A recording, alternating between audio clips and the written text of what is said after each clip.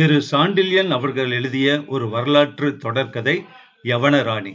அதனுடைய பகுதிகள் கேட்டுட்டு இருக்கோம். இதுக்கு முந்தின 5 பகுதிகளுடைய லிங்க் இந்த வீடியோ டிஸ்கிரிப்ஷன்ல இருக்கு. ஸோ நீங்க அதையும் கேட்டுட்டு இந்த பகுதி கேட்கிறப்போ உங்களுக்கு கதை நல்லா புரியும். ரொம்ப விறுவிறுப்பான ஒரு சரித்திர கதை, தொடர்கதைன்னு சொல்லலாம். அவ்வளோ பாப்புலர். எந்த அளவுக்கு இது ரசிகர்களை ஈர்த்தது அப்படிங்கிறது சொல்றதுக்கு வார்த்தையே கிடையாது. அந்த அளவு ரொம்ப பிரபலமானது. 2 பாகமா வந்திருக்கு. பாகம் 1, பாகம் 2ன்னு. இப்ப பாகம் 1 தான் நம்ம பார்த்துட்டு இருக்கோம். அதுல அடுத்த பகுதி இப்ப கேட்க போறோம். கேட்கலாமா? பகுதி 6, அத்தியாயம் 20. 20 கவசத்தில் ஒரு பிளவு. சமண விகாரத்தின் தோட்டத்தை நோக்கி திறந்து கிடந்த சாளரத் அருகே தட் தட் என்று ஓசை கேட்டதுமே எச்சரிக்கை அடைந்து கண்களை மூடிக்கொண்டு அரை பார்வையை சாளரத்துக்காக ஓடவிட்ட யவனராணி பலமான கையொன்று சாளரத்தின் அடிக்கட்டையை தாவி பிடிக்கவே அத்தனை காவலையும் கடந்து நள்ளிரவில் கள்ளத்தனமாக உள்ளே நுழைய முயலும் அந்த மனிதன் யார் என்பதை உற்று கவனிக்கலானாள் ராணி. ஆனால் நீண்ட நேரம் சாளரக்கட்டையை தாவி பிடித்த கை அப்படியே நின்று விட்டதையும் யாரும் ஏறி உள்ளே வராமல் இருப்பதையும் கண்ட யவனராணி அதன் காரணம் எதுவாக இருக்க முடியும் என்பதை அறியாதவளாய் தன் விழிகளை சற்று அகல விரித்ததன்றி தலையையும் திருப்பி அடுத்த மஞ்சத்தில் படுத்து கிடந்த இளஞ்செழியனை பார்த்தாள். இளஞ்செழியன் மஞ்சத்தில் சிறிதும் அசையாமல் படுத்து கிடந்தான். அவன் கண்கள் சற்றே மூடி மந்தப்பட்டு கிடந்ததையும் முகத்தில் சாதாரணமாக தாண்டவமாடும் ஒளியும் சற்றே மறைந்திருப்பதையும் கவனித்த யவனராணி படைத்தலைவன் உணர்ச்சிகள் பெரிதும் விழித்துக் கொண்டிருப்பதை அறிந்தாள். பூம்புகாரில் இருந்த அவனுடைய மாளிகையில் யவன வீரர்கள் அவனை பிடிக்க வந்த சமயத்தில் இம்மாதிரியே அவன் பார்வையும் முகமும் மந்தப்பட்டு கிடந்ததையும் அதையடுத்து வெகு வேகமாக நிகழ்ச்சிகள் ஏற்பட்டதையும் எண்ணி பார்த்த யவனராணி அப்போது ஏற்படும் ஆபத்து எதுவானாலும் படைத்தலைவன் சமாளித்துக் கொள்ள தயாராகி விட்டான் என்பதை நினைத்து அமைதிக்கு அறிகுறியாக அவள் பெருமூச்சு விட்டாள். இளஞ்செழியன் மட்டும் மூச்சு பேச்சில்லாமலும் உடலை சிறிது கூட அசையாமலும் படுத்தபடியே கிடந்து சாளரத்தை உற்று நோக்கி கொண்டிருந்தான். அந்த நள்ளிரவில் உள்ளே வர முயலுபவன் யாராயிருந்தாலும் பாதி உடலை சாளரத்துக்கு வெளியே காட்டிய பின்புதான் உள்ளே குதிக்க முடியும் என்பதையும், அப்படி பாதி உடல் தெரிவதற்கும் உள்ளே குதிப்பதற்கும் இருக்கும் இடைவெளியில் சில வினாடிகளுக்குள்ளாகவே வருபவனை மடக்கிவிட முடியும் என்பதையும் திட்டமாக புரிந்து கொண்ட இளஞ்செழியன் எதையும் நிர்வகிக்க தயாராகவே இருந்தான்.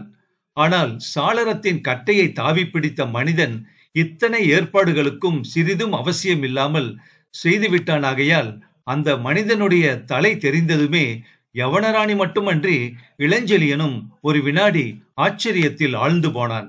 சாளரத்தை பிடித்திருந்த கை மெல்ல அசைந்து இன்னும் அதிக கெட்டியாக கட்டையை பிடித்து கொண்டது. அதற்கு துணையாக இன்னொரு கையும் சாளரத்தை பற்றியதும் மெல்ல மெல்ல சாளரத்தில் சமண விகார தலைவரின் வழுக்கை தலை மேலே கிளம்பியது. சமண அடிகள் மெல்ல சாளரத்தை பற்றி பெருமூச்சு விட்டுக்கொண்டு உடலை மேலே கிளப்பி ஒரு வினாடி சாளரத்தின் கட்டையில் மார்பை வைத்து களை கூத்தாடி வித்தை காட்டுபவன் போல் உடல் வளைத்து அதன் மேல் தவழ்ந்து உள்ளே இறங்கினார். உள்ளே இறங்கியவர் உடனே மஞ்சங்களுக்கு அருகில் வராமல் மீண்டும் வெளியே எட்டி பார்த்து தம்மை ஏதோ சமாதானப்படுத்திக் கொள்வது போல் தலையை ஆட்டிக்கொண்டு படைத்தலைவன் கட்டிலை நோக்கி நடந்து வந்தார். அவர் கட்டிலை அணுகும் முன்பே படைத்தலைவனும் யவனராணியும் சட்டென்று எழுந்து உட்கார்ந்ததைக் கண்டு பிரமித்து போன சமண அடிகள், என்ன நள்ளிரவாகியும் நீங்கள் தூங்கவில்லையா என்று வினவினார். உறக்கத்திற்கு வேண்டிய சாதனம் இங்கு என்ன இருக்கிறது அடிகளே என்று வினவினான் இளஞ்செழியன். ஏன் இந்த மஞ்சங்களுக்கென்ன என்று வினவினார் அடிகள். மஞ்சங்களில் ஒரு குறையும் இல்லை என்று ஒப்புக்கொண்டான் படைத்தலைவன். பஞ்சனைகள் துறவிகளின் மடங்களில் இருக்க தகுந்தவைதானா என்பதுதான் சந்தேகம். அரசர்கள் பள்ளி அறையில் இருக்க வேண்டியவை. பின்னர் என்னதான் தேவை உங்களுக்கு?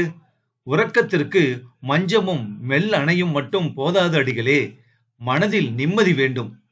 ஏன் நிம்மதி இழப்பதற்கு இப்போது என்ன வந்துவிட்டது என்று அடிகள் வினவினார் ஆச்சரியத்துடன். இளஞ்செழியன் ஒரு வினாடி அவரை வேடிக்கையாக பார்த்துவிட்டு இதழ்களில் புன்முறுவலையும் படர விட்டு கொண்டு கூறினான், நிம்மதி இழப்பதற்கு எதுவும் ஏற்படவில்லை அடிகளே.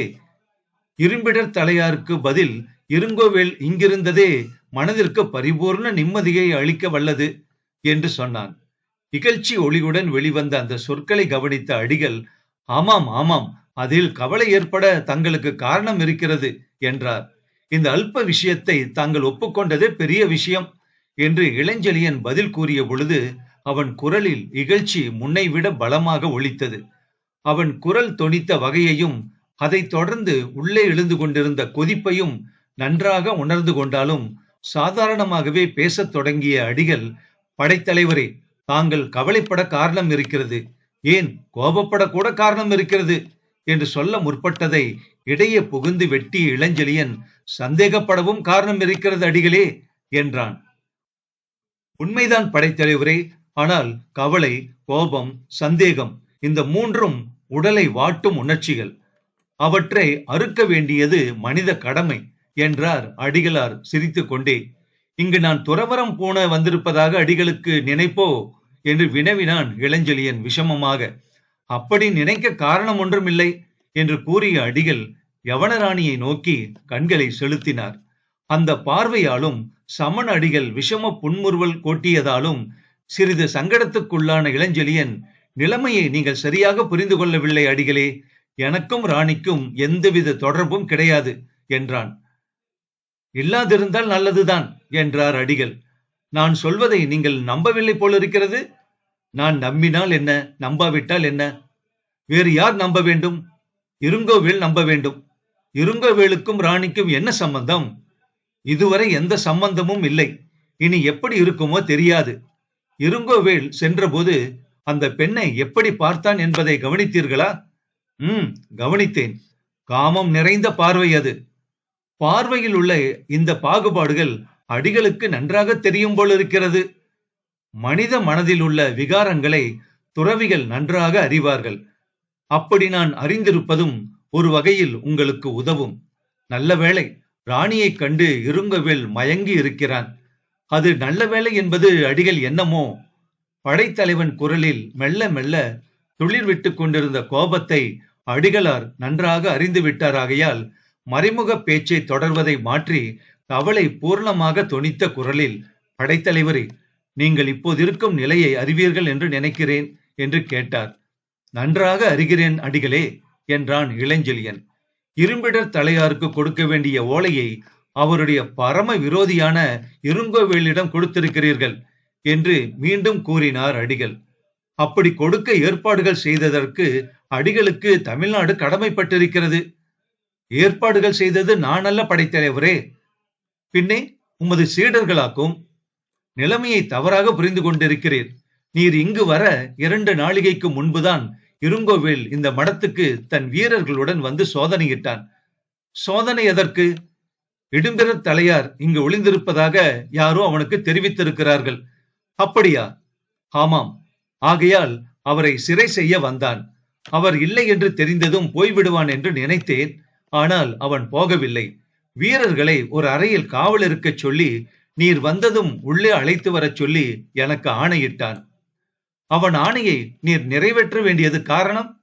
என்றாவது ஒரு நாள் பூட்டில் இருந்து விடுதலை அடைய வேண்டிய இந்த பாழும் உயிரின் மேல் உள்ள பாசத்தால் தான். உம்மை கொல்வதாக மிரட்டினானா? மிரட்ட வேண்டிய அவசியமில்லை படைத்தலைவரே. அவன் பார்வையில், சிரிப்பில், தோற்றத்தில் அத்தனையிலும் கொலை வெறி தாண்டவமாடுகிறது. நீர் இங்கு வரப்போகும் விஷயம் அவனுக்கு எப்படியோ தெரிந்திருக்கிறது. நீர் ஏதாவது செய்து கொண்டு வருவீர் என்பதையும் அறிந்திருக்கிறான். அதெல்லாம் உமக்கு முன்பே தெரிந்திருந்தும் வாசலிலேயே எனக்கு பெரிய சைகையாவது செய்திருக்கலாமே. செய்திருக்கலாம் தான். ஆனால் இப்பொழுது உம்மிடம் உட்கார்ந்து பேசிக் கொண்டிருக்க முடியாது. என் தலைக்கு நேர் மேல் மாடியில் இருங்கவேளின் வீரன் ஒருவன் குருவாளுடன் நிறுத்தப்பட்டிருந்தான் என்றார் அடிகள். நிலைமையை தெளிவாக புரிந்து கொண்டதற்கு அடையாளமாக படைத்தலைவன் ஒரு முறை தலையை அசைத்தான். அவன் தாம் இருந்த அபாயமான நிலையை புரிந்து கொண்டதால் சற்றே மகிழ்ச்சி அடைந்த சமண அடிகள் அடுத்தபடி எப்படி நடந்து கொள்ள வேண்டும் என்பதை விளக்கலானார். படைத்தலைவரே, இளைஞர் சென்னியை தீர்த்து கட்டிவிட்டு உறையூர் அரச பீடத்தை அடைந்த இருங்கோவேள் இத்தனை சீக்கிரத்தில் கருவூருக்கு வருவான் என்பதை நான் அறிய நியாயமே இல்லை. சேரனும் பாண்டியனும் கண்காணிக்காமல் இருங்கோவேள் சோழ சிம்மாசனத்தை அடைந்திருக்க முடியாதென்பது அனைவருக்கும் தெரியுமானாலும் வெளிப்படையாக இரு மன்னர்களும் இவனுக்கு ஆதரவை அளிக்க துணிய மாட்டார்கள் என்றும் சோழ அரசபிடம் இருங்கோவேளுக்கு உறுதிப்படும் வகையில் அவன் கருவூரில் தலைகாட்ட முடியாது என்றுதான் நினைத்தோம். ஆனால் இருங்கோவேளை இங்கு சற்றும் எதிர்பார்க்காத நான் இரும்பிடார் தலையார் இந்த ஊரில் தங்க அனுமதித்தேன். ஆனால் அவர் இங்கு வந்திருப்பது இருங்கோவேளுக்கு எப்படியோ தெரிந்திருக்கிறது. ஆகவே அவரை தொடர்ந்து ரகசியமாக இங்கு வந்திருக்கிறான். அவர் கருவூரில் இருப்பது யாருக்குமே தெரியாது. நேற்று மடத்தை சோதனை செய்து வந்த பிறகுதான் நானே அறிந்தேன். இருங்கோவேளின் ஒற்றர்கள் எங்கும் நடமாடுகிறார்கள். அவன் பக்க பலமும் அதிகரித்து வருகிறது. தமிழகத்தின் ஓரிரண்டு வேளிர்களை தவிர மற்ற எல்லா வேளிர்குல சிற்றரசரும் அவனுடன் இணைந்து விட்டார்கள். வேளிர்குல ஆட்சியை சோழ மண்டலத்தில் நிரந்தரமாக நிறுவிவிட்டால் சோழ மன்னர்களின் சூரிய வம்சம் அற்றுவிடும் என்று கனவு காண்கிறார்கள் வேளிர்கள். இந்த கனவை தூண்டிவிட்டவன் இருங்கோவேள். அவனுக்கு துணை நின்றவர்கள் வேளிர்கள் மட்டுமல்ல, சோழ மண்டலத்தின் கீர்த்தியை கண்டு பொறாமை கொண்டுள்ள சேரனும் பாண்டியனும் கூட இந்த தருணத்தை பயன்படுத்தி கொள்ள பார்க்கிறார்கள் என்று சொல்லிக் கொண்டு போன அடிகள் பேச்சை சற்று நிறுத்தி படைத்தலைவனை பார்த்தார். புரிகிறது அடிகளே, மேலே சொல்லுங்கள் என்றான் படைத்தலைவன். மேலும் சொன்னார் அடிகள், இந்த அபாய நிலையில் இருந்து சோழ நாட்டை காக்கக்கூடியவர்கள் இருவர் என்று நேற்று வரையிலும் நினைத்தேன். இளஞ்செழியன் வியப்புடன் தன் விழிகளை அவர் மீது நாட்டினான். அவன் விழிகளில் விரிந்த விழிப்பையும் விழிப்புடன் எழுந்த கேள்விக்குறியையும் கண்ட அடிகள் விளக்கினார்.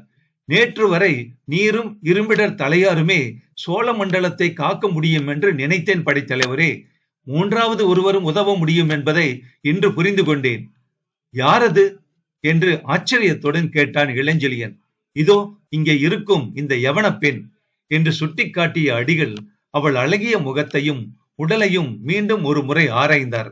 அவர் அப்படி தன்னை பார்ப்பதை கண்ட யவனராணி சிரித்ததன்றி அதுவரையில் இருந்த மௌனத்தை கலைத்து, தமிழ்நாட்டு துறவிகளை நம்ப முடியாது படைத்தலைவரே. துறவரம் இவர்களுக்கு ஒரு போர்வை போல் இருக்கிறது. அங்கு பிரம்மானந்தர், இங்கு இந்த அடிகள் என்று கூறவே அப்படியே திகைத்து போய் நின்றுவிட்ட சமண அடிகள், படைத்தலைவரே, இவள் என்ன தமிழில் பேசுகிறாளே என்று குமுறினார். தமிழ் தெரியும், பேசுகிறாள் என்றான் இளஞ்செழியன். ஐயோ, அதை ஏன் முன்பாக சொல்லவில்லை? தமிழை அறிவது என்ன அவ்வளவு கெடுதலா? இல்லை இல்லை படைத்தலைவரே, இவளுக்கு தமிழ் தெரியும் என்பதை அறிந்திருந்தால் நான் அரசாங்க விஷயங்களை பேசியே இருக்க மாட்டேனே என்றார் அடிகள். அதனால் பாதகம் ஒன்றுமில்லை அடிகளே, இவள் முன்பாக நீர் எதையும் பேசலாம் என்றான் படைத்தலைவன். படைத்தலைவன் இப்படி கூறிய பின்பும் தயங்கி அடிகளை நோக்கிய யவனராணி, படைத்தலைவர் பேச்சிலும் உங்களுக்கு நம்பிக்கை இல்லையா அடிகளே என்று கேட்டாள். இருக்கிறது என்று இழுத்தார் அடிகள். அப்படியானால் ஏன் சொல்ல தயக்கம் தங்களுக்கு என்று கேட்டான் படைத்தலைவன். அடிகள் மீண்டும் தயங்கவே, எதுவாய் இருந்தாலும் பாதகமில்லை அடிகளே, சொல்லுங்கள் என்றாள் யவனராணி. சொன்னால் கோபித்துக் கொள்ள மாட்டீர்களே என்று தயக்கத்துடன் மீண்டும் வினவினார் அடிகள். இல்லை, சொல்லுங்கள், உங்கள் மனதில் உள்ளது எனக்கு தெரியும் என்றாள் ராணி. துறவியின் மனதில் இருந்தது ராணிக்கு மட்டுமென்ன, இளஞ்செழியனுக்கும் புரிந்துதான் இருந்தது. என்றாலும் அவன் அதை பற்றி பேசவும் தயங்கினான். அடிகளே, சற்று தைரியத்தை வரவழைத்துக் கொண்டு வென்று விழுங்கிக் கொண்டு சொன்னார். படைத்தலைவரே, இருங்கோவேளின் கண் ராணியின் மீது விழுந்திருக்கிறது என்று.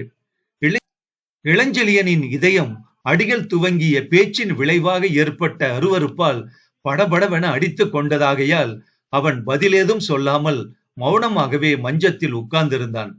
பின் அடிகளே தயங்கி தயங்கி சொன்னார். படைத்தலைவரே, சொல்வதற்கே நான் கூசுகிறது. ஆனால் என் திட்டத்தால் ராணிக்கு எந்தவித ஆபத்தும் ஏற்படாது. ஏராளமான மக்களின் வாழ்வு பாதிக்கப்படும் போது சிலருடைய தியாகம் அவசியமாகிறது. பெரும் ஆபத்துக்களை நாம் சமாளிக்க முற்படும் போது அவர்கள் பலவீனத்தை நாம் பயன்படுத்த வேண்டி இருக்கிறது. கவசத்தை பற்றி பல போர்களை கண்டிருக்கும் தங்களுக்கு நான் எதுவும் சொல்ல தேவையில்லை. கவசமா என்று வினவினான் படைத்தலைவன். ஆம் படைத்தலைவரே, எப்பேற்பட்ட கவசமும் உலோக தகடுகளால் பிணைக்கப்படுகிறது. ஆகவே அவற்றுக்கு இடையில் பிளவு இருக்கத்தான் செய்யும். அந்த பலவீன பகுதியில் அம்பு எய்பவனே வீரன் எனப்படுகிறான் என்று விளக்கி கூறினார் அடிகள். இருங்கோவேளின் கவசத்தில் ஒரு பிளவு, பலவீன பிரதேசம் இருக்கிறது. அது அது என்ன? ராணியிடம் அவனுக்கு ஏற்பட்டிருக்கும் ஆசை. ஆகவே அந்த இடத்தில் அவனை தாக்க வேண்டும். இதை கேட்டதும் முகத்தில் கோபம் இணையற்று தாண்டவம் ஆடியதாலும், அந்த கோபம் உடலையே ஒரு முறை ஆட்டி விட்டதாலும், மஞ்சத்தை விட்டு எழுந்த இளஞ்செழியன் சற்று எட்டவே நின்றிருந்த அடிகளை நெருங்கி, அடிகளே, உமக்கு அறிவு ஏதாவது இருக்கிறதா என்று சீறியதன்றி இடையில் இருந்த குருவாளின் மீது கையையும் வைத்தான். அப்படித்தான் இந்த அடியவனின் அபிப்பிராயம் என்றார் மெல்ல அடிகள். நான் கருத்து வேறுபாடு சொல்கிறேன். காலை வரையில் தான் கொள்ளலாம். ஏன்? காலையில் ராணியை அழைத்து வரும்படி இருங்கோவேள் தனது வீரர்களுக்கு உத்தரவிட்டு சென்றிருக்கிறான். இந்த மடத்தை சுற்றி இப்பொழுது ஆயுதபாணிகளான வீரர்கள் 100 பேர் இருக்கிறார்கள். அப்படியானால் உமது திட்டம்தான் என்ன? இருங்கோவேளுக்கு இணங்குவது போல் ராணி பாசாங்கு செய்யட்டும்.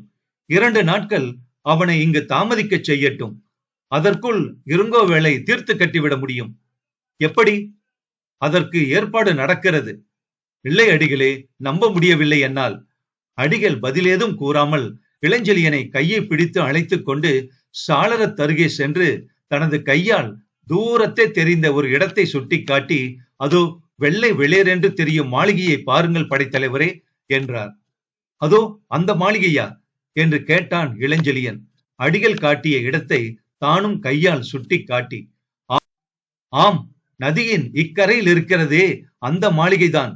அதோ விளக்கொன்று தெரியவில்லை அதன் சாளரத்தில் என்று மீண்டும் சுட்டி காட்டினார் அடிகள். ஆமாம், தெரிகிறது என்று பதில் உரைத்தான் படைத்தலைவன். அந்த மாளிகையை பெரிய மர்மம் சூழ்ந்திருக்கிறது என்றார் அடிகள். படைத்தலைவன் காதுக்கு மட்டும் கேட்கும்படியாக. என்ன மர்மம்? அந்த மாளிகைக்கு அருகில் யாரும் போக அனுமதிக்கப்படுவதில்லை. காரணம்? காரணம் என்று ஆரம்பித்த அடிகள் மேற்கொண்டு எதையோ விவரிக்க போனவர் சட்டென்று ஒரு வினாடி தாமதித்து, பிறகு படைத்தலைவரே, அதோ உற்று கவனியும், அந்த விந்தையை பாரும், பிரதி தினம் இது நிகழ்கிறது என்று நடுங்கும் குரலில் கூறினார். இளஞ்செழியன் இமை கொட்டாமல் தூரத்தே தெரிந்த அந்த வெள்ளை மாளிகை மாடியறை சாளரத்தில் இருந்த விளக்கை உற்று பார்த்து கொண்டு நின்றான். அடுத்த சில வினாடிகளில் அங்கே இளஞ்செழியன் உணர்ச்சிகளையே உலுக்கும் விந்தைகள் நடந்தேறின. விந்தைகளோடு நின்றிருந்தால் பிரதி தினம் அதை கண்டு கொண்டிருந்த அடிகளார் அசந்திருக்க மாட்டார். ஆனால் அந்த விந்தைகளை தொடர்ந்து ஏற்பட்ட விபரீதம் அடிகளையும் அலறச் செய்தது. கெட்டது குடி, நம் திட்டத்தில் மண் விழுந்தது, அத்தனையும் தொலைந்தது படைத்தலைவரே, அத்தனையும் தொலைந்தது என்று வாய்விட்டு அலறினார் அடிகள். அத்தியாயம் 21. எரிந்த மாளிகை. இருங்கோவேளுக்கு யவனராணி மீது ஏற்பட்ட காம இச்சையை ஒரு மாய வலையாக பயன்படுத்தி 2 நாட்களாவது அவனை கருவூரில் தங்க வைத்து விட்டால் அவனை ஒழித்து கட்டி விடலாம் என்று சமண துறவி சொன்ன யோசனையை கேட்ட மாத்திரத்திலேயே சொல்லவொண்ணா அருவருப்பை அடைந்த இளஞ்செழியன் தூரத்தே நதிக்கரையில் தெரிந்த மாளிகையை அவர் சுட்டி காட்டிய போது அந்த சமண துறவியை திருப்தி செய்வதற்காக அவன் அதை பார்க்க துவங்கினானே ஒழிய அவருடைய யோசனையை ஏற்கும் எண்ணமோ அவருடைய திட்டங்களை பரிசீலிக்கும் அபிப்பிராயமோ எள்ளளவும் இல்லாமலேயே அந்த மாளிகையை நோக்கி தன் கண்களை ஓடவிட்டான் அவன். நகரத்தை விட்டு சற்று விலகி நதியின் கரையில் வெள்ளை வெளியர் என்று நின்றிருந்த அந்த மாளிகைக்கு அக்கம் பக்கத்தில் வீடுகளோ மனித சஞ்சாரமோ சிறிதும் இல்லை. சேரமான் தலைநகரான கருவூர் வஞ்சியில் அப்படி ஒரு மாளிகை தனித்து இருக்க முடியும் என்பதை கனவிலும் கருதாத இளஞ்செழியன் இந்த மாளிகையை எதற்காக தனித்து கட்டி இருக்கிறார்கள் என்பதை அறிய விரும்பி அதற்கு பின்னால் தூரத்தை எழுந்த கருவூரின் பெரும் தெருக்களையும் உயர எழுந்து நின்ற அரச மாளிகை கூடங்களையும் ஒரு முறை ஏறெடுத்து பார்த்தான். பின் நிலவு லேசாக காய்ந்த அந்த இரவில் சேரமான் தலைநகரான கருவூர் வஞ்சி கண்ணுக்கு இணையற்ற பெரு விருந்தாக காட்சியளித்தது. எத்தனையோ விவாதங்களுக்கு தற்காலத்தில் இலக்கான திருச்சி ஜில்லா கருவூர் அக்காலத்தே பெரும் பொலிவு பூண்டு விளங்கியதென்பது ஆராய்ச்சியாளர் முடிவு. சேரமான் தலைநகராக சங்க காலத்தில் விளங்கியது இந்த கருவூர் தானா, அன்றி மலையாளத்தில் உள்ள கொடுங்கோளூர் என்ற முசிறியா என்பது பற்றி சமீப காலம் வரை பெரும் தர்க்கம் நடந்து வந்தது. திருவஞ்சி குளமே சேரமான் தலைநகராக இருந்தது என்பது மலையாள அறிஞர்கள் கருத்து. திருச்சி ஜில்லாவில் உள்ள கருவூர் சங்க காலத்தில் வஞ்சிமாநகர் என்ற பெயருடன் சேரன் தலைநகராக திகழ்ந்தது என்பது தமிழறிஞர் வழக்கு. முற்காலத்தில் தமிழ் நூல்களையும் பிற்காலத்திய சில சாசனங்களையும் ஆராயும் இடத்து தமிழர் வழக்குக்கே சரியான ஆதாரங்கள் இருக்கின்றன என்பது சந்தேகத்திற்கு இடமின்றி தெரிகிறது. குடபுலம், குணபுலம், தென்புலம் என மூவகை பகுப்புடைய தமிழகத்தே குடபுலம் சேரருக்கும் குணபுலம் சோழருக்கும் தென்புலம் பாண்டியருக்கும் உரியதாய் இருந்ததன்றி சேரர்கள் நிலமான குடபுலம் அதாவது மேல் திசை நாடு குணமலை நாடென்றும் குடமலை நாடென்றும் இரு பிரிவாக விளங்கி வந்ததென்றும் பிற்காலத்தில் கொங்கு மண்டலம் என்று அழைக்கப்பட்டது சேரரது குணமலை நாடே என்றும் பழந்தமிழ் நூல்களில் காணப்படுகின்றன. அந்த சேரரது குணமலை நாட்டின் பகுதியான கிழக்கு சேர மண்டலத்திலேயே திருச்சி ஜில்லாவின் பகுதிகளாக கருவூர், ஆமூர், குழுமூர், பேரூர் இருந்தனவென்பதற்கும் சோழவேந்தன் கரிகாலனுக்கு அரச வாகை சூடிய யானை புறப்பட்ட கழுமலம் என்ற இடமும் கருவூருக்கு அருகில் இருக்கிறது என்பதும் சுவடிகளால் அறியப்படுகின்றது. ஆகவே சேரமான் தலைநகரான வஞ்சிமாநகர் திருச்சி ஜில்லாவின் ஆண்பொருணை என்ற ஆம்பிராவதி நதிக்கரையில் உள்ள கருவூரே அன்றி மலையாளத்தில் உள்ள கொடுங்கோளூர் அல்ல என்று தமிழர் ஆராய்ச்சி நூல்கள் கூறுகின்றன. தமிழ் ஆராய்ச்சி முறையை ஒட்டியே இந்த கதையும் எழுதப்படுவதால் அன்று இளஞ்செழியன் கண்ட மாளிகையை அடுத்து ஓடியது கருவூரை அடுத்து நின்ற ஆண்பொருணை என்ற ஆம்பிராவதி நதியே என்று நாம் எடுத்துக்கொள்வோம். ஆம்பிராவதியில் உள்ள பளிங்கு நீரும் அதில் பிரதிபலித்த சந்திர வெளிச்சத்தில் பாதி தெரிந்தும் தெரியாமல் இருந்த வெள்ளை மாளிகையின் உப்பரிகை உச்சியும் இளஞ்செழியன் கண்களையும் உள்ளத்தையும் அப்படியே கவர்ந்தன. அவற்றில் இருந்து நகரத்தின் நெருக்கமான பகுதிகளுக்காக கண்களை ஓடவிட்ட சோழர் படையின் உபத்தலைவன் சேரமான் தலைநகரான கருவூர் வஞ்சி எத்தனை பலமுடையது, எத்தகைய படை தாக்குதல்களை சமாளிக்கும் ஆற்றல் உடையது என்பதை புரிந்து கொண்டான். இங்க ஆராய்ச்சி பத்தி சொல்லி இருந்தோம் இல்லையா? பாருங்க, கர்சர் வச்சு காமிக்கிறேன். அந்த ஆராய்ச்சி நூல்கள் பத்தி கீழே ஒரு குறிப்பு சாண்டிலியன் அவர்கள் கொடுத்திருக்காரு. ஏன்னா உண்மையான அந்த ஆராய்ச்சி குறிப்புகள் புத்தகங்கள் எல்லாம் வச்சுதான் ஒரு சரித்திர நாவலை எழுதுறாரு. அது சம்பந்தப்பட்ட குறிப்பு இங்க இருக்கு, வேணுங்கிறவங்க படிச்சுக்கோங்க. ஒரு நிமிஷம் கொடுக்குறேன்.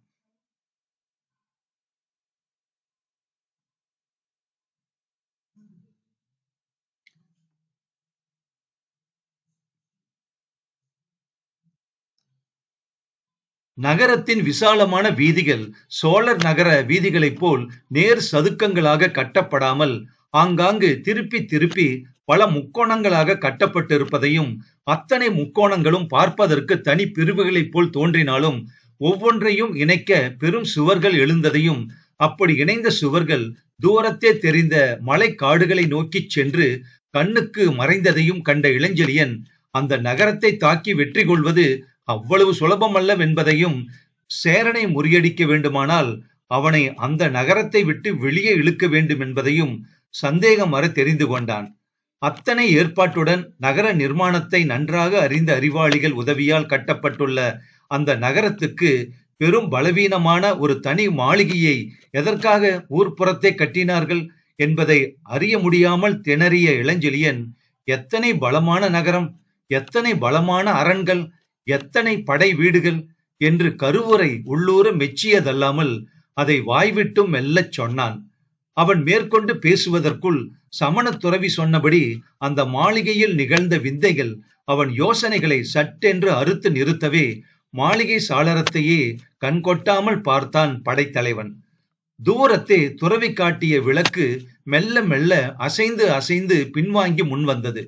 பிறகு பக்கவாட்டில் லேசாக அப்புறமும் இப்புறமும் சஞ்சரித்தது.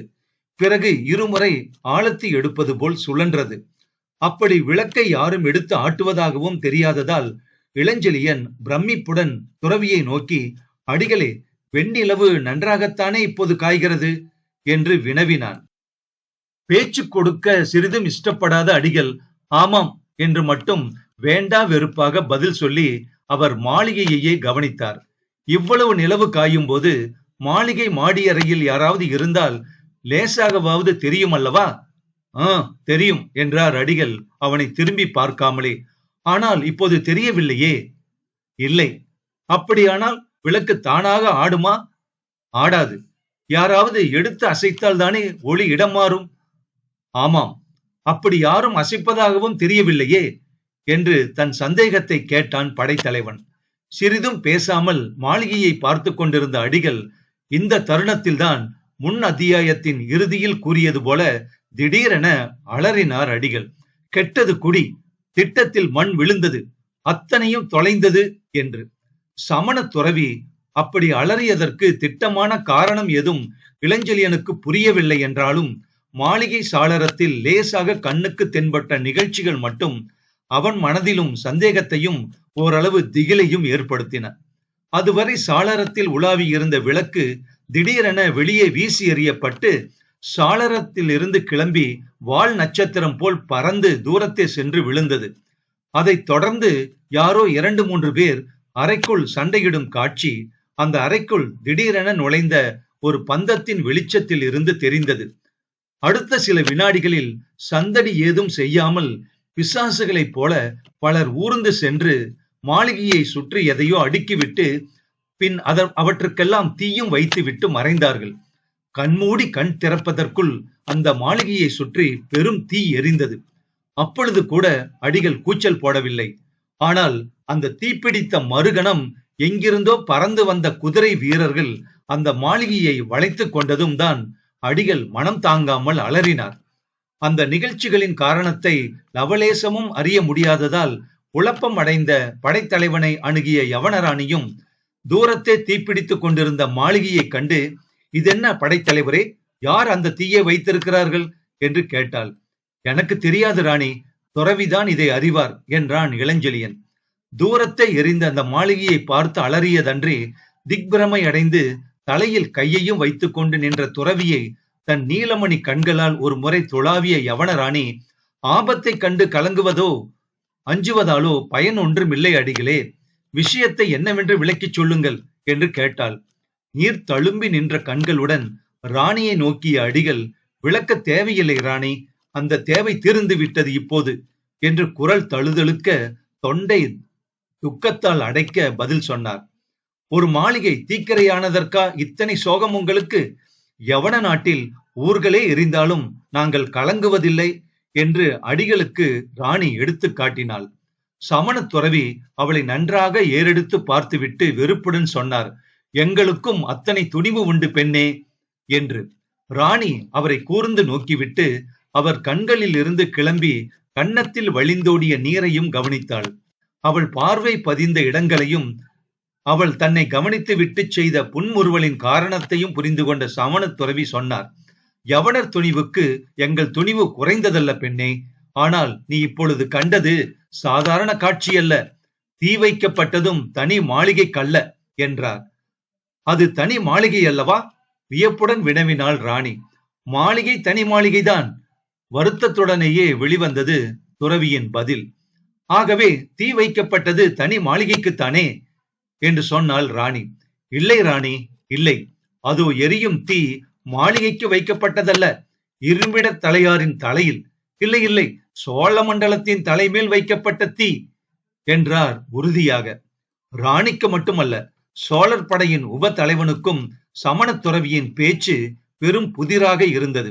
ஒரு தனி மாளிகை எரிவதால் சோழ மண்டலத்திற்கு என்ன கெடுதல் ஏற்பட முடியும் என்பதை புரிந்து கொள்ள முடியாததால் சற்றே குழப்பமடைந்த இளஞ்செழியன், அடிகளே, சோழ மண்டலத்துக்கு தீங்கு நேர்வதாயிருந்தால் அதை தடுப்பது படைத்தலைவனான என் கடமை அல்லவா? விஷயத்தை விளக்கிச் சொல்லுங்கள், என்னால் முடிந்ததை செய்கிறேன் என்றான். உடனே கண்களில் இருந்து வழிந்த நீரை துடைத்துக் கொண்டு அடிகள் படைத்தலைவனை நோக்கிவிட்டு சொன்னார், படைத்தலைவரே, அந்த மாளிகையில் நடப்பது என்னவென்பது எனக்கு திட்டமாக தெரியாது. ஆனால் அந்த மாளிகையில் இருந்த யவனர்கள் சிலர் ஒரு நாள் சேரமான் உத்தரவால் திடீரென்று அப்புறப்படுத்தப்பட்டார்கள். பிறகு சில நாட்கள் மாளிகையின் உதிர்ந்த சுவர்களுக்கு சாந்து பூசி வெள்ளை வைத்து பழுது பார்த்தார்கள். மாளிகையின் அந்த மதிலின் ஒரு பகுதி இடிந்தும் கிடந்தது. அதையும் செப்பனிட்டார்கள். பின்பு மாளிகை பகுதியில் காவல் அதிகரித்தது. மாளிகையை அடுத்துள்ள ஆம்பிராவதியில் நீராடும் துறைக்கு போகக்கூடாது என்று மக்களுக்கு தடையும் விதிக்கப்பட்டது. எல்லாம் சில நாட்களுக்குள்ளாகவே நடந்தது.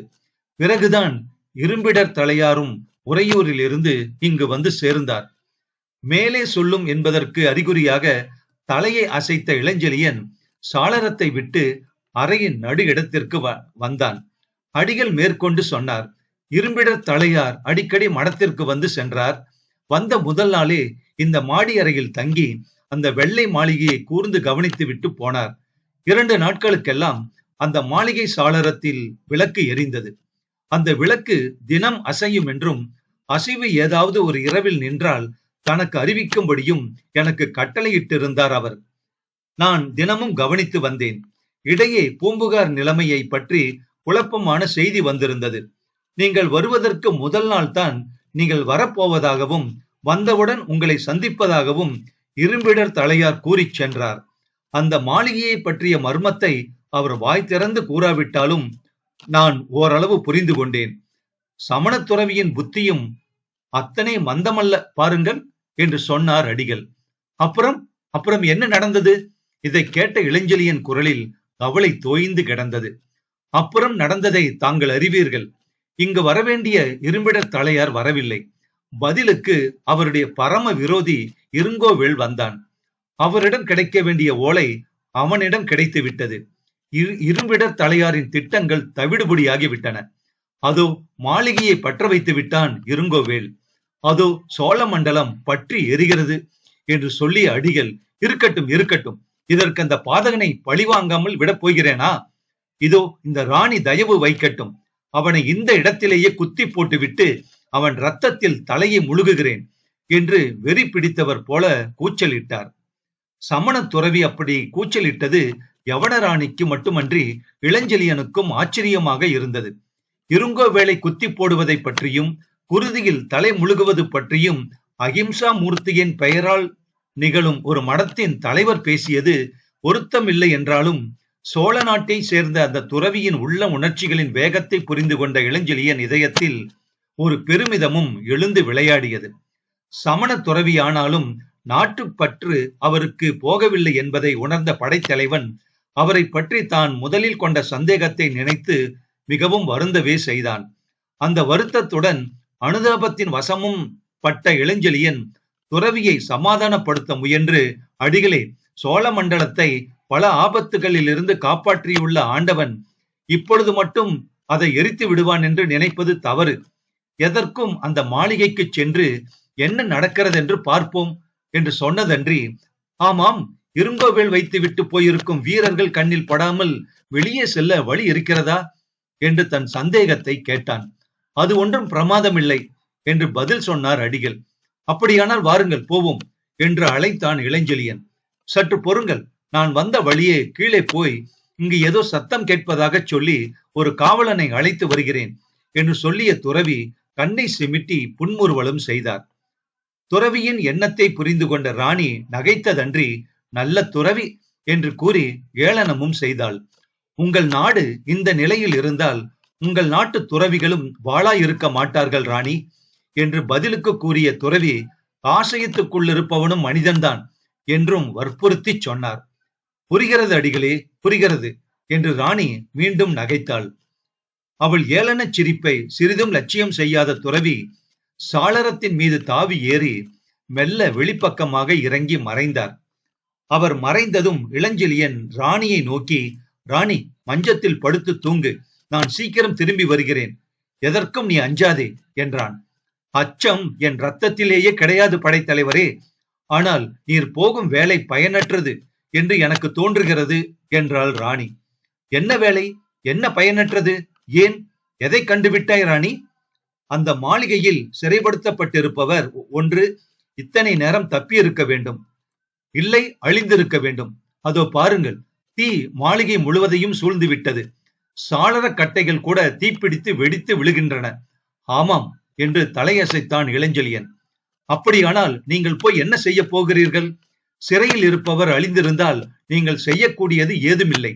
தப்பி இருந்தால் உங்கள் உதவி அவருக்கு தேவையில்லை என்று ராணி விளக்கினாள். இல்லை ராணி, எதற்கும் நான் போயாக வேண்டும். அந்த மாளிகையில் இருந்தவர் தப்பி இருந்தாலும் அழிந்திருந்தாலும் அறிந்து கொள்ள வேண்டியது என் கடமை. எதற்கும் நீ ஜாக்கிரதையாயிரு. அந்த பாதகன் இருங்கோவேள் வந்தால் என்று சொல்லிய படைத்தலைவனை இடைமறித்து, பயப்பட வேண்டாம், இதோ இருக்கிறது என்று மடியில் இருந்த மெல்லிய குறுவாள் ஒன்றை எடுத்து காட்டினாள் யவனராணி. அந்த யவன நாட்டு குறுவாளை கண்டு வியந்த இளஞ்செழியன் அதை கையில் வாங்கி பார்த்து பிரமிப்படைந்து, எத்தனை மெல்லியது, ஆனால் எத்தனை உறுதி, என்ன கூர்மை என்று வியந்து கூறினான். தாழை மடலில் கூட இதை ஒளித்து வைக்கலாம் என்றாள் யவனராணி. ஆமாம் ராணி, ஆனால் எடுப்பது தெரியாமல் எடுத்து புதைப்பது தெரியாமல் யார் மார்பிலும் புதைக்கலாம் என்று ராணி சொல்லி அவனை ஒரு முறை கூர்ந்து நோக்கிவிட்டு மீண்டும் கத்தியை அவனிடமிருந்து வாங்கி மடியில் மறைத்து கொண்டாள். சில நிமிடங்களுக்குள்ளாகவே அடிகளின் குரல் கதவுக்கு வெளியே கேட்டது. சிறைப்பட்டவர்கள் தப்பிவிடப் போகிறார்கள், உள்ளே போய் பாருங்கள் என்றது அடிகளின் குரல். அவர் உத்தரவுப்படி கதவை சரேல் என்று திறந்து கொண்டு உள்ளே நுழைந்தான் இருங்கோவேலின் காவலர் தலைவன்.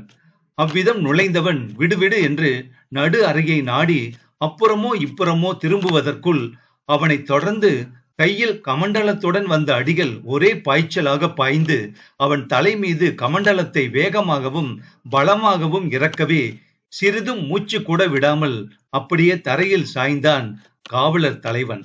அந்த கைங்கரியத்தை முடித்த அகிம்சா மூர்த்தியான சமணத் துறவியார் இளஞ்செழியனை நோக்கி, இவனுடைய மேல் அங்கியையும் தலைப்பாகையையும் அணிந்து கொள்ளுங்கள் என்று கூறினார். காவலர் தலைவன் தலைப்பாகையையும் அங்கியையும் அணிந்து கொண்ட இளஞ்செழியன் ராணியிடம் விடைபெற்று கொண்டு துறவியுடன் புறப்பட்டு மடத்தின் வாயிலை அடைந்தான். மடத்தை விட்டு கிளம்பும் முன்பாக சமண துறவி மேலே யாரும் போக வேண்டாம் என்றும் மேலறையில் இருந்து சத்தம் வந்தாலும் அலட்சியம் செய்ய வேண்டாம் என்றும் வீரர்களுக்கு பணித்ததன்றி நானும் இவருடன் சென்று வருகிறேன் என்று கூறி துரிதமாக வெளியே நடையை கட்டினார். இப்படி காவலர் கண்களில் மண்ணை தூவிவிட்டு ஆம்புரா நதிக்கரையோரமாக உள்ள மரங்களின் நிழல்களில் ஒதுங்கி ஒதுங்கி பதுங்கி மாளிகையின் முன்பிறம் இருந்த சிறு தோட்டத்தருகே வந்து துறவியின் காதுகளில் வாள்கள் பலமாக மோதும் அரவம் கேட்கவே, பேசாமல் வாருங்கள் என்று இளஞ்செழியனை அழைத்து கொண்டு ஒரு மரத்தின் பக்கத்தில் பதுங்கினார். அவர்கள் பதுங்கிய மறு நிமிடம் ஒரு வாலிபன் ரத்தம் தோய்ந்த வாளுடன் அந்த மரக்கூட்டங்களுக்கிடையில் ஓடி வந்தான். அதிகமாக ஓட முடியாமல் ஒரு காலை நொண்டி நொண்டி கஷ்டப்பட்டு தட்டு தடுமாறி ஓடி வந்த அவர் தன் கண்களை நாலாபுரமும் சில வினாடிகள் ஓட்டினான். ஆனால் அப்படி பார்த்து ஒரு முடிவுக்கு வரும் முன்பாகவே தடதடவென்று பல வீரர்கள் தோட்டத்திற்குள் புகுந்து அவனை வளைத்து கொண்டார்கள். அத்தியாயம் 22. பட்ட மரமும் பசுந்தளிரும். அந்த வாலிபனை நோக்கி ஈட்டிகள் பல பறந்தன. வாள்களை தாங்கிய வீரர்கள் அவனை வெட்டி போட பெருவேகத்தில் நெருங்கினார்கள். அவன் காலம் முடிந்தே விட்டதென்று நினைத்த இளஞ்செழியன் தன் தலையில் இருந்த தலைப்பாகையை எடுத்தெறிந்துவிட்டு தன் வாளை உருவிக்கொண்ட அந்த வாலிபனுக்கு உதவ முன்னே செல்ல முயன்றான்.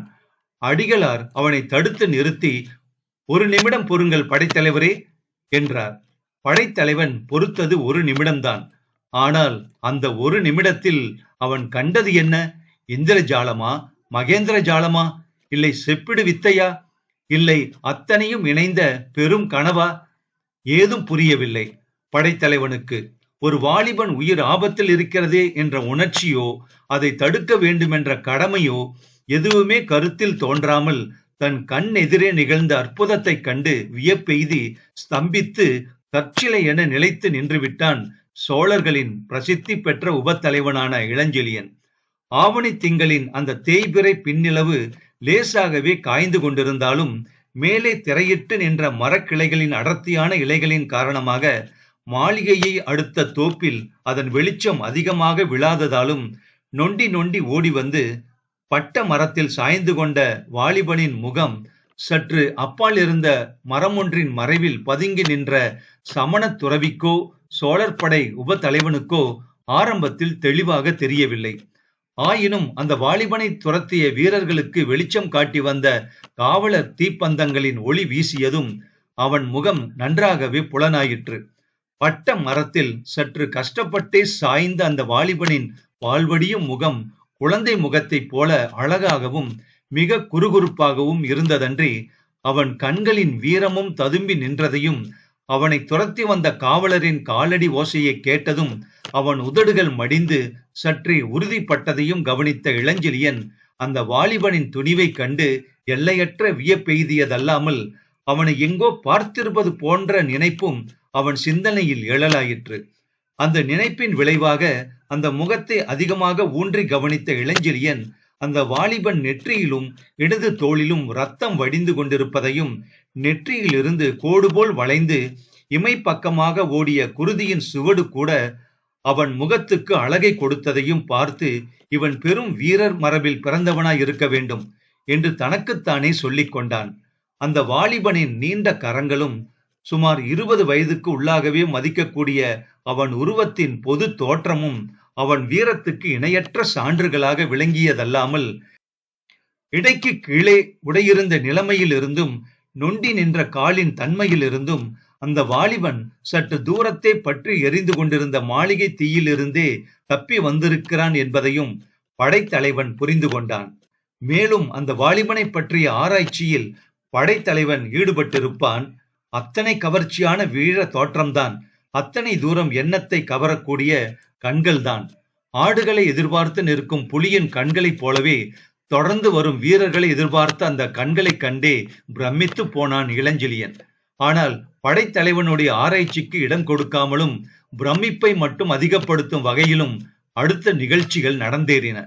அந்த வாலிப வீரன் பட்ட மரத்தில் உடலை தாங்கிக் கொண்ட சில வினாடிகளுக்குள்ளாக வேல்கள் பல அவனை நோக்கி பறந்ததன்றி வாள்களை தாங்கிய வீரர்களும் அவனை நோக்கி பாய்ந்தனர். யாரும் உயிரை வினாடியில் இழக்கக்கூடிய அந்த நிலையை மின்னல் வேகத்தில் அந்த வாலிபன் சமாளித்துக் கொண்டதை கண்ட இளஞ்செழியன் பிரமிப்பு மேலும் மேலும் உயர்ந்தது. தன்னை நோக்கி வீசப்பட்ட வேல்களில் இருந்து தப்பி சட்டென்று தரையில் உட்கார்ந்து கண்ணிமைக்கும் நேரத்தில் எழுந்துவிட்ட அந்த வாலிபன் அடுத்து பாய்ந்த 4 வீரர்களின் வாள்களை தன் வாளால் சரேல் என்று தடுத்து நிறுத்தி விட்டானாகையால் குறி தவறிய வேல்களில் 2 பின்னிருந்த பட்ட மரத்தில் தைத்து கொண்டதன்றி மற்ற வேல்கள் தொலை தூரத்திற்கு அப்பால் சென்று விழுந்தன. அவன் வாளால் தடுத்து நிறுத்தப்பட்ட வீரர்களும் திடீரென தாக்குவதால் உண்டாகக்கூடிய ஆரம்ப வேகத்தை அடியோடு இழந்து விட்டனர். அந்த ஆத்திரத்தில் தடுக்கப்பட்ட வீரர்கள் தங்கள் வாள்களை பின்னுக்கு உருவி மீண்டும் தாக்க முயன்ற போது அந்த வாலிபன் வாள் நீண்ட கரத்தில் பம்பரம் போல சுழலத் தொடங்கி எதிரிகளை கிட்டி அணுக முடியாத வண்ணம் தூரவே நிறுத்திவிட்டதை கவனித்த படைத்தலைவன் ஆச்சரியத்தால் மூச்சை இழுத்து பிடித்து கொண்டு நின்றான். வாலிபனின் வாள் எதிரிகள் வந்த இடமெல்லாம் அவர்களை தடுத்து வெகு வேகமாக சுழன்ற போது கையில் கால சர்ப்பத்தை பிடித்து சுழற்றினால் இப்படித்தான் இருக்கும் என்று நினைத்த இளஞ்செழியன் அந்த வாலிபனின் வாள் திறத்திற்கு முன்னால் அவனை கொல்ல வந்தவர்கள் எதுவும் செய்ய முடியாமல் தவித்ததையும், அடுத்த 2 வினாடிகளிலே 2 வீரர்கள் மாண்டு கீழே விழுந்து விட்டதையும் கவனித்தான். வாலிபன் அத்தனை வீரமாக போராடினாலும் அவனை எதிர்த்த வீரர்களின் தொகையையும் தூரத்தே மாளிகையை சுற்றி நின்ற மற்ற வீரர்களும் எந்த நிமிஷத்திலும் அந்த தோப்பிற்கு வந்துவிடலாம் என்பதையும் அறிந்த இளஞ்செழியன் அதற்கு மேலும் சமணத் துறவியின் தடையை லட்சியம் செய்வதோ வாலிபனுக்கு உதவாமல் நிற்பதோ சரியல்ல என்ற தீர்மானத்துடன் மறைந்திருந்த மரத்தடியில் இருந்து மெல்ல நழுவி இருளடித்து கிடந்த இடங்களின் வழியாக மெல்ல நடந்து அந்த வாலிபன் நின்றிருந்த பட்ட மரத்தை அணுக முயன்றான். சமணத் துறவியும் பின்தொடர்ந்து சென்றதல்லாமல் ஏதோ கனவில் நடப்பது போல நடந்து சென்று கொண்டே, இந்த வாலிபனை எங்கோ இதற்கு முன் பார்த்திருக்கிறேன், ஆனால் எங்கே என்று தம்மைத்தாமே கேட்டுக்கொண்டார். என்ன எண்ணி பார்த்தும் விடை கிடைக்காததால் புலம்பிய சித்தத்துடன் படைத்தலைவனை பின்தொடர்ந்து சென்ற அடிகளை வேறொரு இடத்தில் பதுங்கச் செய்த இளஞ்செழியன், அடிகளே, இந்த இடத்திலேயே நில்லும் என்று மெதுவாக கூறினான். எதற்காக? உம்மால் சண்டையிட முடியாது. யார் சொன்னது? நான் பிரம்மானந்தரிடம் வாழ்வித்தை பயின்றவன் என்றார் அடிகள். சாதாரண சமயமாய் இருந்தால் இதை கேட்டு இளஞ்செழியன் ஒன்று வியப்பெய்திருப்பான் அல்லது விஷமமாக ஏதாவது பேசியிருப்பான். ஆனால் அந்த சமயத்தில் இருந்த சூழ்நிலை, அந்த வீர வாலிபன் எந்த நிமிடத்திலும் கொல்லப்படலாம் என்ற பயம், இந்த 2 காரணமாக மேற்கொண்டு எதுவும் பேசாமலும் இதர உணர்ச்சிகள் எதற்கும் இடம் கொடாமலும், அப்படியானால் ஒன்று செய்யுங்கள், நான் உம்மை கூப்பிட்டு மற்றவர்களை அழைக்கச் சொன்னதும் நன்றாக இறைந்து கூவி அழையும் என்றான். அடிகள் நிமிடத்தில் விஷயம் என்னவென்பதை யூகித்துக் கொண்டு, இல்லாதவர்களைத்தானே, கண்டிப்பாய் அழைக்கிறேன் என்று வினவினார். ஆம், ஆனால் கூப்பிட்டதுடன் நிற்க வேண்டாம் என்றான் இளஞ்செழியன். வேறென்ன செய்ய வேண்டும்? பொறி தவறியதால் அதோ கிடக்கும் வேல்களில் ஒன்றை எடுத்து, ஓ, யாராவது ஒருவனுக்கு விடுதலை அளித்து விடுகிறேன் என்று சொன்னார். இப்படி சொல்லியதோடு நில்லாமல் அடிகள் சற்று தூரத்தில் கிடந்த வேல் ஒன்றையும் எடுக்கச் சென்றதுடன் இளஞ்செழியனும் பதுங்கி பதுங்கி பட்ட மரத்திற்கு அருகில் வந்தான். அவன் வருவதற்குள்ளேயே இன்னும் 2 வீரர்களின் இதயத்தின் ரத்தத்தை வாலிபனின் வாள் ருசி பார்த்து விடவே 4 மாண்டு விட்டதால் மற்றவர்கள் மிக மூர்க்கமாக வாலிபனை நெருங்கினார்கள். அந்த சமயத்தில் தன் வாளுடன் மற்றொரு வாளும் எதிரிகள் மீது பாய்வதைக் கண்டு உதவிக்கு வந்தது யாராயிருக்கும் என்பதை கவனிக்க வாலிபன் திரும்பியதும் அந்த அஜாக்கிரதையை பயன்படுத்தி கொண்ட வீரன் ஒருவன் வாலிபன் தோளில் தன் வாளை ஆழ பாய்ச்சி விட்டான். பட்ட கையில் மீண்டும் கத்தி பட்டதால் ரத்தம் அதிகமாக பிரவகித்ததை கண்ட அந்த வாலிபன் அதை எதையும் லட்சியம் செய்யாமல் அந்த வாளை தோளில் இருந்து பிடுங்கி எறிந்த அவன் மீண்டும் எதிரிகளை தாக்க முற்பட்டான். அதற்கு முன்பே இளஞ்செழியன் எதிரிகள் இருவரை வெட்டி விட்டதன்றி மிக நிதானமாக வாலிபனை மறைத்து நின்று கொண்டு பலமான தன் வாளை கரகரவென சுழற்றினான். படைத்தலைவன் நீண்ட வாளில் பட்ட வாள்கள் கிளாங் கிளாங் என்ற ஒளிகளை பரப்பிக் கொண்டு எதிரிகளின் கைகளை விட்டு பறந்தன. வாலிபனால் 4 வெட்டுண்டதன்றி புதிதாக வந்தவனானாலும் 2 பேர் போய்விட்டதை கவனித்ததுமே சற்று பயம் கொண்ட வீரர்கள் இளஞ்செழியன் வாள் வேகத்தை கண்டதும் அதிக அச்சமடைந்து விட்டார்கள். ஆனதால் ஒரு வினாடி போர் முறையை தளர்த்தவே இகழ்ச்சி புன்முறுவல் கோட்டி படைத்தலைவன் சொன்னான். எந்த நாட்டு வீரர்கள் அப்பா நீங்கள்? வாழ்வீச்சிலும் அறவழியை கைவிடாத தமிழ் மண்டலத்தை சேர்ந்தவர்கள் தானா? ஒரு வாலிபனை கொல்ல எத்தனை வீரர்கள்! சரி சரி, வாருங்கள், உங்கள் மூதாதையர்கள் உங்களுக்காக நரகத்தில் காத்து கிடக்கிறார்கள் என்று அழைத்து மீண்டும் போரிட வாளை உயர்த்தினான். அவன் ஏளனத்தைக் கண்டு பயத்துடனும் வியப்புடனும் அந்த வீரர்களில் இருவர் நேராக நின்று இவனுடன் போராடுவதால் பயனில்லை என்று தீர்மானித்து சற்று எட்டச் சென்று பின்புறமாக அணுக முயலவே அந்த காடே அலறும்படியாக இறைந்தான் படைத்தலைவன். யாரங்கே? இவர்கள் மீது வேலெறிந்து கொன்றுவிடு, மறைந்திருக்கும் நமது வீரர்களை வரச்சொல் என்று. இந்த இரைச்சல் வெறும் பயமுறுத்தல் என்று முதலில் எதிரிகள் நம்பினாலும் அடுத்த வினாடி இருளில் இருந்து துறவி எரிந்த வேல் ஒருவனை தாக்கி மாய்த்து விடவே படைத்தலைவன் கூச்சல் வெறும் புரட்டல்ல என்று நினைத்து திரும்பியோட முற்பட்டார்கள். அவர்கள் ஓடியதற்கு காரணமும் இருந்தது. படைத்தலைவன் கூச்சல் போட்ட சில வினாடிகளில் அவன் கூச்சலுக்கு ஆண்டவனே செவி சாய்த்து வீரர்களை அனுப்பியது போல பல வீரர்கள் வரும் காலடி சத்தமும் மரக்கூட்டத்திற்கு அப்பால் கேட்டது. தான் கூப்பிட்டதும் கூப்பிடாததுமாக உதவிக்கு வரும் வீரர்கள் யார் என்பதை புரிந்து கொள்ள முடியாத இளஞ்செழியன் ரத்தத்தால் நனைந்த கையுடன் நின்ற அந்த வாலிபனை தன்னை தொடரும்படி சைகை காட்டி அழைத்துச் சென்று சமண துறவியுடனும் வாலிபனுடனும் மற்றொரு மரத்தடியில் மறைந்து கொண்டான். அவன் மறைந்த சில வினாடிகளுக்குள் வீரர்கள் பலர் சண்டை நடந்த அந்த இடத்திற்கு வரத்தான் செய்தார்கள்.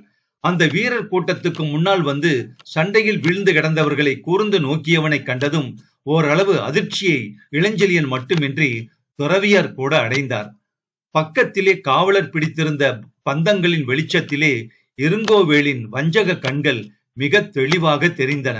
செத்து கிடந்த வீரர்களில் ஒருவனை காலால் உதைத்து தள்ளி தன் பக்கத்தில் நின்றவர்களை திரும்பி நோக்கிய அந்த வஞ்சக விழிகளில் அந்த சமயத்தில் குரூரமும் பரிபூரணமாக கலந்திருந்தது. அந்த குரூரம் அவன் உதிர்த்த சுடு சொற்களிலும் நன்றாக தொனித்தது. இதற்கென்ன அர்த்தம் என்று வினவினான் இருங்கோவேல் கடும் கோபத்துடன். கூட வந்திருந்த காவலர்களின் தலைவனை போல் தோன்றிய ஒருவன் பதில் சொன்னான். இங்கு சண்டை நடந்திருக்கிறது போல் தெரிகிறது என்று. இருங்கோவேலின் கண்கள் நெருப்பை கக்கின. அப்படியானால் இரும்பிடர் தலையான் இங்கு வந்திருக்க வேண்டும் என்ற சுடு சொற்களும் அவன் வாயில் இருந்து உதிர்ந்தன.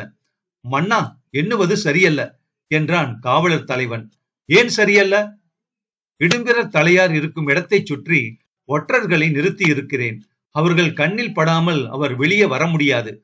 ஒற்றர்கள் ஏமாறவில்லை என்பது உனக்கு எப்படி தெரியும்? இந்த மாளிகைக்கு தீ வைக்க வரும் முன்பு அவர் இல்லத்தை கவனித்து விட்டுத்தான் வந்தேன் என்றான் அந்த காவலர் தலைவன். பின் யார் இங்கு போராடி இருக்க முடியும்? அதுதான் புரியவில்லை. ஆனால் சிறையில் இருப்பவன் தப்பி இருக்க முடியாது. ஏன்? அவன் அறையில் இருக்கும் போதே அவன் மீது பாய்ந்து அவனை கட்டி போட்டோம். பிறகுதான் தீ வைத்தோம். தீ வைத்த பின்புதான் நீ என்னை தேடி வந்து விட்டாயே. அந்த சமயத்தில் அவன் தப்பி இருந்தால் கை கால் கட்டப்பட்டவன் முதலில் அதிலிருந்து விடுபட வேண்டும். அது எளிதல்ல.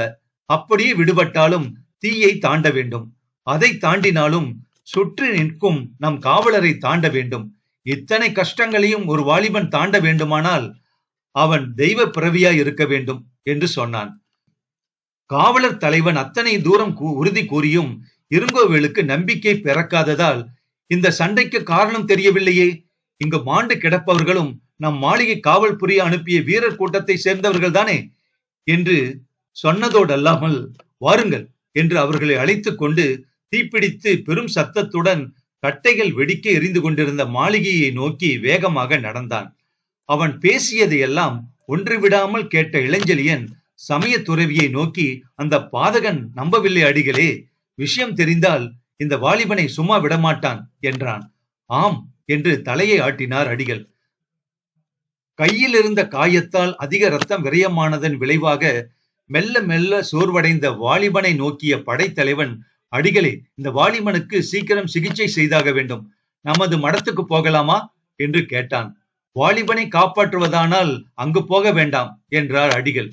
இருங்கோவேலின் வீரர்கள் மடத்தை சுற்றி காவல் புரிவதுதான் உங்களுக்கு தெரியுமே. ஆமாம், தவிர நாம் இருவரும் ஓடி போய்விட்ட விஷயமும் இத்தனை நேரம் தெரிந்திருக்கும். உண்மைதான்.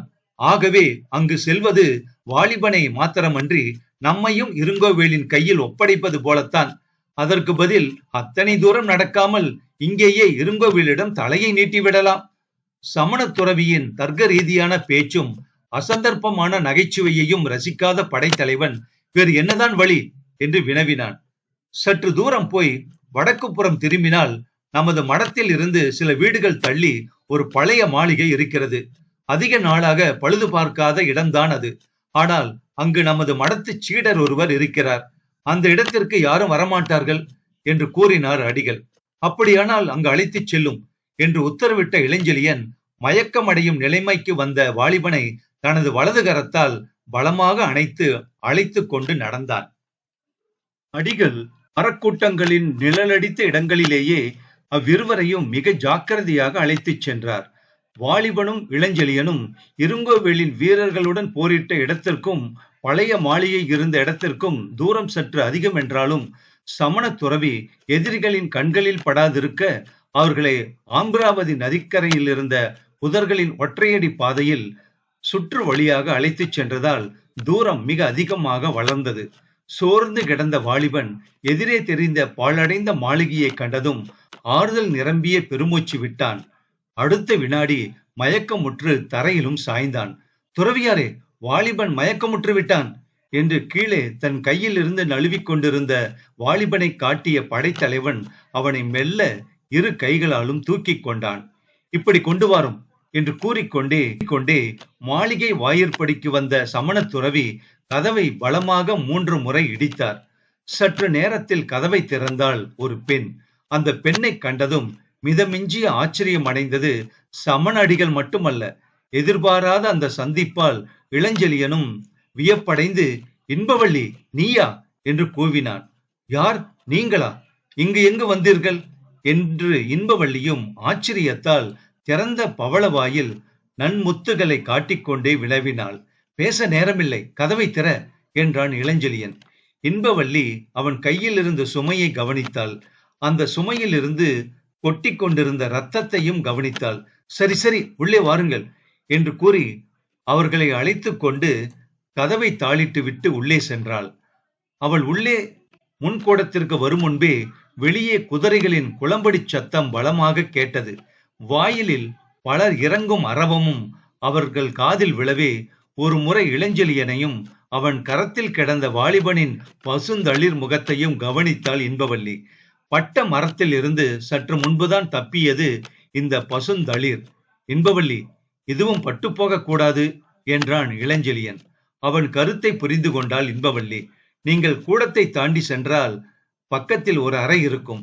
அதன் மஞ்சத்தில் அவரை படுக்க வையுங்கள். வருகிறவர்களை நான் பார்த்து கொள்ளுகிறேன் என்று கூறிவிட்டு மீண்டும் திரும்பிச் சென்று கதவை திறந்து கொண்டு வாயிற்படியில் நின்றாள். அவள் வாயிற்படியில் நின்றதற்கும் வாயிலில் குதிரை வீரர்கள் வந்து குதிப்பதற்கும் நேரம் சரியாக இருந்தது. யார் நீங்கள் என்று கேட்டாள் இன்பவல்லி. சோழ நாட்டு வீரர்கள் என்றார் காவலர் தலைவன். இங்கென்ன வேலை? ஒரு வாலிபனை துரத்தி வந்தோம். அதற்கு இத்தனை பேர் தேவையா? இகழ்ச்சியுடன் கேட்டாள் இன்பவல்லி. அதிகமாக பேச நேரமில்லை. இங்கு காயமடைந்த வாலிபன் யாராவது வந்தானா என்று அதிகாரத்துடன் கேட்டான் காவலர் தலைவன். யாரும் வரவில்லை. எங்குதான் அப்படி மாயமாய் மறைந்திருப்பான் என்று சற்று உரக்கவே தன்னை கேட்டுக்கொண்டே காவலர் தலைவன் ஏதும் புரியாததால் குழப்பம் அடைந்து ஏதோ யோசனையில் தலையை கீழே தொங்க போட்டுக் கொண்டான். அவ்வளவுதான். தரையில் நிலைத்த கண்களில் சொல்ல ஒண்ணா கோபம் எழுந்து தாண்டவம் ஆடியது. படபடப்பால் உதடுகள் துடித்தன. அவன் காலடியில் பின் நிலவின் வெளிச்சத்தில் பாழடைந்த மண்டபமாதலால் மேற்கூரை இல்லாமல் வெறும் தூண்களே நின்றிருந்த வாயில் தாழ்வாரத்தில் செக்கச் செவேல் என்று தெரிந்தது ஒரு இரத்த துளி. சற்று விலகி நின்று பார்த்தான் காவலர் தலைவன். இரத்த துளிகள் வெளியிலிருந்து தொடர்ச்சியாக வந்து வாயிற்படி அருகில் நின்றன. அந்த துளிகளையும் நோக்கி இன்பவல்லியின் கண்களையும் ஏறிட்டு நோக்கிய காவலர் தலைவனின் கண்களில் மட்டுமன்றி இதழ்களிலும் குரூர சாயை பலமாக படர்ந்தது. இந்த நாவலின் தொடர்ச்சி அடுத்த பகுதியில்.